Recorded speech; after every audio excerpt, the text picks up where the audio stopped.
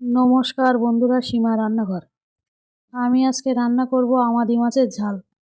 Amadi মাছ নিলাম, Amadi মাছ কেটে ধুয়ে নিলাম, হলুদ দিলাম, মাছের গায়ে মাখিয়ে নিলাম, কালো সর্ষে নিলাম, সাদা সর্ষে নিলাম, কাঁচা লঙ্কা নিলাম, মশলাটা বেটে নিলাম, কড়া বসালাম, সর্ষের তেল দিলাম, তেলটা গরম করে নিলাম, মাছগুলো ছেড়ে দিলাম, এক পিঠ ভেজে আর এক পিঠ উল্টে দিলাম, আমাদি মাছগুলো তুলে নিলাম, সর্ষের তেল দিলাম, পেঁয়াজ দিলাম, রসুন বাটা দিয়ে নাড়াচাড়া করে নিলাম, বেটে রাখা মশলাটা দিয়ে দিলাম, জল দিলাম, হলুদ দিলাম, লবণ দিলাম, কিছুক্ষণ ফুটিয়ে নিলাম, ভেজে রাখা আমাদি মাছটা দিয়ে দিলাম, আরও কিছুক্ষণ ফুটিয়ে নিলাম।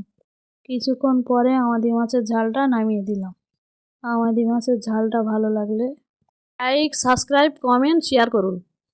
ফ্যান্টাস্টিক।